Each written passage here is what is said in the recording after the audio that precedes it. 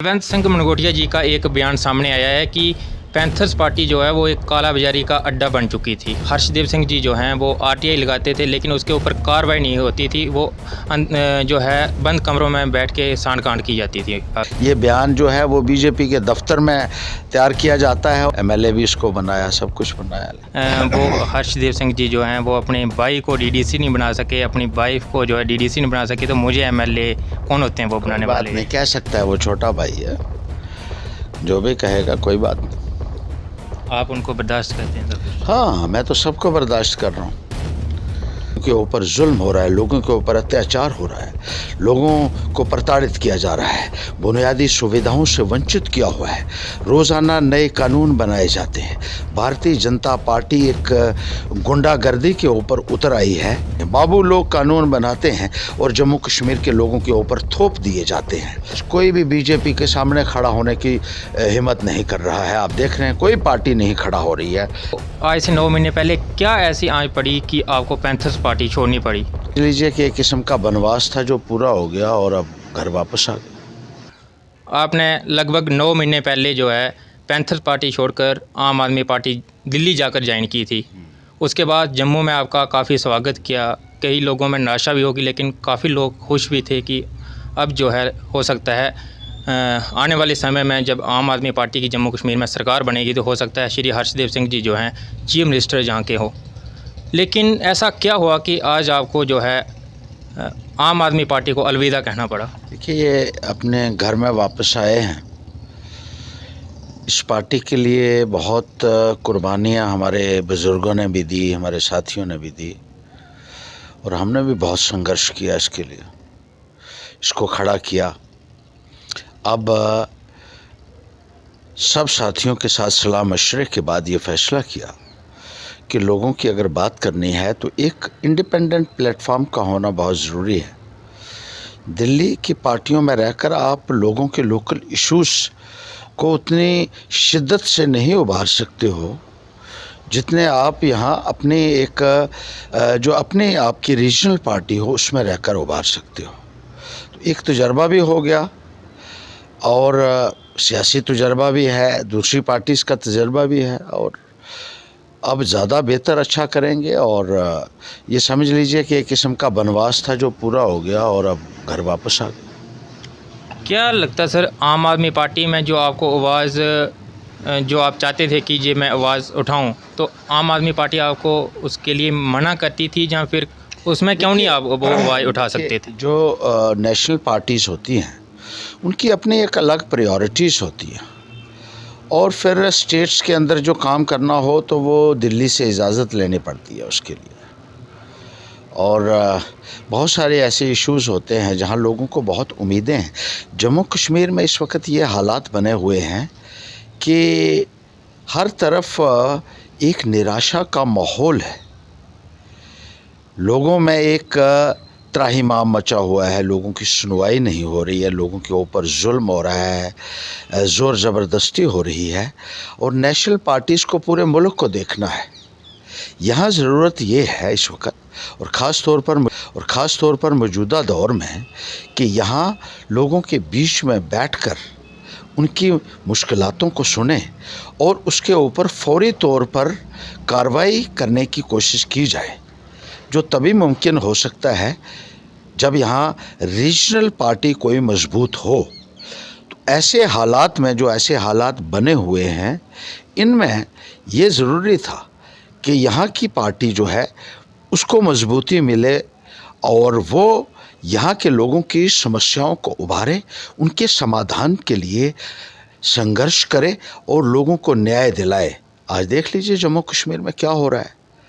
उल्टे उल्टे कानून बनाए जा रहे हैं, हर रोज़ नया कानून बन जाता है।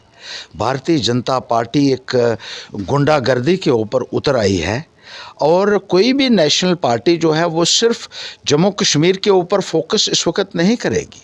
नेशनल पार्टी जो है उनको देखना होगा कि बाकी स्टेटों में भी क्या हो रहा है, लेकिन जम्मू कश्मीर की तरफ किसी की भी तवज्जो नहीं है। पैंथर्स पार्टी हमारी जो थी वो ख़ास तौर पर जम्मू कश्मीर के लिए थी, और इस वक्त हमने ये समझा ये मौका जो है इस वक्त यहाँ खड़े होने की ज़रूरत है, ताकि जम्मू कश्मीर के लोगों की समस्याओं को समझा जा सके, उनका समाधान किया जा सके, लोगों के साथ खड़ा हुआ जा सके। लोगों के ऊपर जुल्म हो रहा है, लोगों के ऊपर अत्याचार हो रहा है, लोगों को प्रताड़ित किया जा रहा है, बुनियादी सुविधाओं से वंचित किया हुआ है, रोज़ाना नए कानून बनाए जाते हैं। यहाँ लेजिस्लेचर भी नहीं है जम्मू कश्मीर के अंदर, और कानून जो है वो नौकरशाह कानून बना रहे हैं, बाबू लोग कानून बनाते हैं और जम्मू कश्मीर के लोगों के ऊपर थोप दिए जाते हैं। कानून बनाना, कानून साजिया का काम है। हम बहुत देर से ये कहते रहे कि नित्य नए नए आप जो कानून बनाते हो ये संविधान का उल्लंघन है। कॉन्स्टिट्यूशन हमारा ये कहता है, डेमोक्रेटिक जूरिस्प्रूडेंस ये कहता है कि लेजिस्लेचर को बहाल किया जाना चाहिए, और वो लेजिस्लेचर जो होगा वो कानून बनाएगा और वो कानून जम्मू कश्मीर के अंदर चलेगा। लेजिस्लेचर इसलिए बनाता है कानून कि लोगों की नब्ज़ देखकर उनके हित के कानून बने, लेकिन यहाँ जो बाबू लोग कानून बनाते हैं वो मनमर्जी से बनाते हैं। कभी पेंशन के कानून बदल दिए, बुज़ुर्गों को तहसीलदारों के दफ्तरों के बाहर बिठा दिया, बेवाओं को वहाँ बाहर बिठा दिया है। ये कहा कि जो आपकी अपनी ज़मीनें भी हैं वहाँ आप अपनी मर्ज़ी से घर नहीं बना सकते हैं, उसके लिए भी कोई ब्लॉक की परमिशन, कोई रेवेन्यू की परमिशन। और जो ज़मीनें लोगों के पास 50 साल से 60 साल से 100 साल से थी, जो नवा तोड़ किए थे या जो दूसरी ज़मीनें उनको मिली थी, महाराजा के टाइम से भी मिली थी, उन ज़मीनों को भी छीना जा रहा है। इस किस्म के जो फ़ैसले लिए जा रहे हैं, कंप्लीट फोकस की ज़रूरत है जम्मू कश्मीर के ऊपर। और इसलिए हमने कहा अपनी पार्टी को रिवाइव करके यहाँ से खड़े होकर इस प्लेटफार्म से भारतीय जनता पार्टी की गैर जिम्मेदाराना नीतियाँ जो हैं उनका मुकाबला किया जाए, और लोगों के साथ खड़े होने की इस वक्त ज़रूरत थी। इसलिए हमने कहा, बहुत सारे लोगों का इसमें जो है ये मानना था कि यहीं रहकर आप इस वक्त का जो तकाज़ा है वो यही है कि यहाँ खड़े होइए और लोगों के साथ खड़ा होकर आप आवाज़ उठाइए। आज कोई भी बीजेपी के सामने खड़ा होने की हिम्मत नहीं कर रहा है। आप देख रहे हैं कोई पार्टी नहीं खड़ा हो रही है, शायद उनका अपना मफाद होगा, लेकिन मेरे लिए लोगों का जो हक है, लोगों का इंटरेस्ट जो है वो सर्वोपरि है। गरीब के लिए, मज़दूर के लिए, किसान के लिए मैं किसी भी हद तक जा सकता हूँ, और इसलिए फ़ैसले किया। सर, मैं ये जानना चाहूँगा, आपको आज से 9 महीने पहले क्या ऐसी आंच पड़ी कि आपको पैंथर्स पार्टी छोड़नी पड़ी? देखिए, ये समझ लीजिए कि एक नेशनल पार्टी का तजर्बा भी ले लिया हमने, और कुछ हालात भी ऐसे बने हुए थे जिसकी वजह से कुछ जो है उस वक़्त ऐसी सिचुएशन जो है वो बन गई थी कि ऐसा फ़ैसला भी लेना पड़ा। लेकिन ये समझ लीजिए कि अब वनवास पूरा हो गया। क्या अब हर्षदेव सिंह जी जो बाकी नेता पैंथर्स पार्टी छोड़कर गए हैं, उनको भी वापस लाने का प्रयास करेंगे या उनको वापस लाएंगे? देखिए, हम कह रहे हैं सारे लोग आ जाइए। आपने तमाम पॉलिटिकल पार्टीज़ को देख लिया, आजमा लिया, परख लिया। जैसे हम बात करें जशपाल कुंडल जी की, या और कई सारे लोग जो हैं, जैसे बलवंत सिंह मनगोटिया जी भी हैं, लेकिन और काफ़ी सारे नेता जो हैं जो वो भी आना चाहते हों आ सकते हैं, कोई दिक्कत नहीं है, और सब इकट्ठा होकर चलेंगे तो ज़्यादा अच्छी बात है। इन पार्टियों के पीछे भाग के कुछ नहीं मिलेगा आपको। बलवंत सिंह मनगोटिया जी का एक बयान सामने आया है कि पैंथर्स पार्टी जो है वो एक काला बाजारी का अड्डा बन चुकी थी, इस पर क्या कहेंगे आप? कुछ नहीं कहूँगा मैं, उसको कहने दीजिए जो कहता है, मुझे कुछ नहीं कहना है। उसको लगता है, पता नहीं क्यों लगता है तो ठीक है। कॉन्स्टिट्यूंसी छोड़ के दूसरी कॉन्स्टिट्यूंसी में भागे हैं, चनैनी कॉन्स्टिट्यूंसी है। मेरे पास एससी का सर्टिफिकेट नहीं है, नहीं तो मैं नहीं छोड़ता। लेकिन उसको उनका पता नहीं है शायद कि ये कॉन्स्टिट्यूंसी जो है अब रिजर्व हो चुकी है। उनका ये भी कहना था कि रामनगर जो असम्बली कॉन्स्टिट्यूंसी थी पहले, उसमें से 80 पोलिंग बूथ जो हैं उधमपुर ईस्ट में आ चुके हैं। तो अगर हर्षदेव सिंह जी अपने आप को काबिलियत मानते हैं तो वो क्यों नहीं उधमपुर ईस्ट से चुनाव लड़ते? वहीं से हराएंगे, तुम क्यों चिंता करते हो? वहीं से हारेगा। तो 8 साल से लोग देख रहे हैं बीजेपी को। जब से बीजेपी में गया है, इसने क्या किया है? लोगों का कोई काम किया है? कोई एक काम बता दो, कोई एक सड़क नई बता दो जो 8 सालों में आई हो, कोई एक नई स्कीम बता दो जो आई हो। सिर्फ अपना घर भरे, अपने मकान बनाए, कोठियाँ बनाई, बंगले बनाए, ज़मीनें घेरी, और उसके अलावा इसने किया क्या है मुझे बताइए।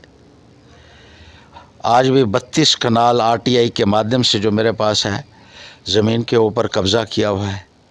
भ्रष्टाचार करने के अलावा आप लोगों ने किया क्या है मुझे बताइए। और लोग जो है ना वो आपका वो हश्र करेगी जो आपने सोचा नहीं होगा। लोगों के काम करना एक बात है और किसी को कोसना दूसरी बात है। मेरे किए हुए काम की चर्चा रामनगर में, जम्मू कश्मीर में, हिंदुस्तान में और विदेशों में है।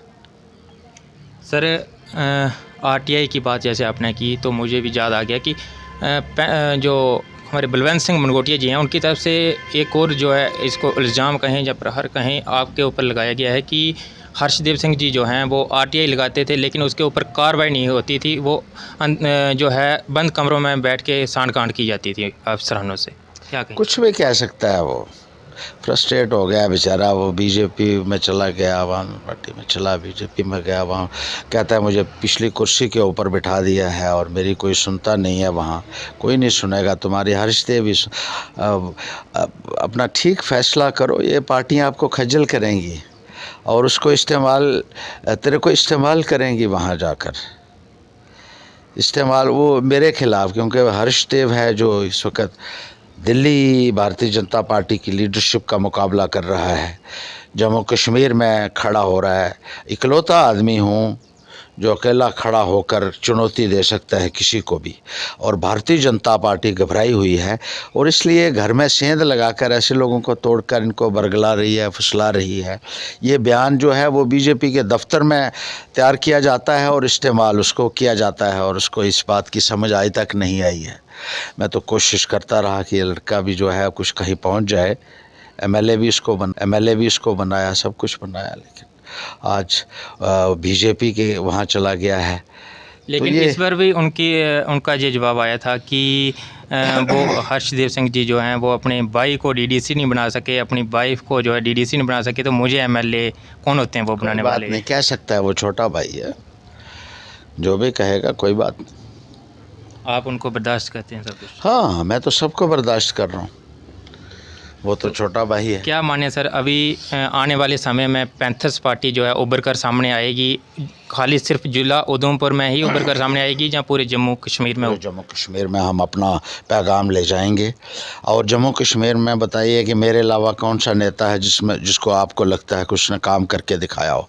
एक हर्षदेव है जो खड़ा होकर कह सकता है जम्मू कश्मीर के हर एक गांव में मेरी दी हुई चीज़ होगी, निशानी होगी। कोई गांव में जो मैंने जम्मू कश्मीर का नहीं छोड़ा जहां मैंने स्कूल नहीं खोले हों। किसी गांव में 4, किसी में 6, किसी में 8, किसी में 5। और कोई गांव जम्मू कश्मीर का ऐसा नहीं हो जहां मैंने भर्तियां ना की हों, जहां मैंने मुलाजिम ना लगाए हों और पारदर्शिता से मुलाजिम लगाए। एक आदमी भी उंगली नहीं खड़ी कर सका मेरी तरफ। असेंबली में 86 एमएलएस होते हैं, 87 होते हैं, मेरे अलावा 86 के 86 ने एक ही बार कहा है जम्मू कश्मीर के इतिहास में कि ये मिनिस्टर सबसे बेहतरीन है और इसने जो काम किया है वो अभूतपूर्व है। ऐसा काम किसी ने आज तक नहीं किया। आज तक किसी मंत्री के लिए तमाम पॉलिटिकल पार्टी के नेताओं ने कभी इस किस्म की बात नहीं कही है। और अखबारों में ये छपा था कि जम्मू कश्मीर में इतिहास बना है जब एक मिनिस्ट्री की कोई भी अपोजिशन नहीं कर सका है। मुझे बताइए आज तक कोई ऐसा लीडर रहा हो जिसको सब ने कहा हो कि इसका काम ठीक रहा है? ये मैंने नहीं कहा, ये तमाम नेशनल मीडिया ने भी कहा उस वक़्त, जिसकी कटिंग्स मैंने आज तक अपने पास रखी हुई हैं, सबूत के तौर पर भी हैं कि कोई बोलेगा तो मैं दिखाऊंगा। गली मोहल्ले में तो कोई भी जो है वो इल्ज़ाम लगाने लग पड़ता है जिसका काम नहीं हुआ या जो ये समझता है कि ये जो है इनको रोकना है किसी तरीके से। लेकिन जो सबसे बड़ा दायरा था वहाँ ये कहा गया कि ऐसा काम आज तक कभी किसी ने नहीं किया है। आज भी नौकरियाँ लगती, मैंने लगाई जो अपने हाथ से 35,000 आर्डर बांटे हैं मैंने, एक भी उंगली नहीं उठी। सराहना जम्मू कश्मीर में हुई, विदेश में हुई, मुझे विदेश में भी सम्मानित किया गया। जो विदेश की अमेरिका में हार्वर्ड यूनिवर्सिटी है, दुनिया की सबसे बड़ी यूनिवर्सिटी में मुझे सम्मान मिला है। मुझे छोटे मोटे लोगों का सर्टिफिकेट लेने की क्या ज़रूरत है। कोई कहता है कि ये बेईमान है, बदमाश है, चोर है, तो कह दे। दुनिया जानती है, और दुनिया बाहर जाकर, विदेश में जाकर मैंने सम्मान प्राप्त किया। और बड़ी बात यह है, आज देख लीजिए, आज भी नौकरियां लगती हैं तो 30-30 लाख रुपया लिया जा रहा है। किसकी हुकूमत है? बीजेपी की हुकूमत है। ये जो लोगों के नाम ले रहे हैं आप, इनको भी ज़रा सुनाओ कि जिस पार्टी में आप लोग बैठे हैं ना, वहाँ 30 लाख से नौकरी मिलती है। मालूम है ना इनको। अखबार अगर ये पढ़ते हैं और मीडिया देखते हैं तो 30-30 लाख रुपए में पुलिस की, ये मैं नहीं कह रहा हूँ, ये CBI ने कहा, ये दूसरे अदारों ने कहा, ये पूरा हिंदुस्तान में चर्चा होगी कि जम्मू कश्मीर में बीजेपी के राज में 30-30 लाख रुपए में नौकरी। अब 30 लाख में नौकरी बेचने वाले चाहिए, या जिन लोगों ने मुफ्त नौकरी दी है लोगों को, वो चाहिए। फैसला जनता करेगी। बहुत बहुत शुक्रिया हर्षदेव जी। ये थे हमारे साथ पूर्व शिक्षा मंत्री और रामनगर से 3 बार रह चुके विधायक श्री हर्षदेव सिंह जी। ख़ास बातचीत के लिए शुक्रिया। जुड़े रहें जम्मू लद्दाख विज़न के साथ। मुझे और मेरे कैमरामैन को दीजिए इजाज़त। धन्यवाद।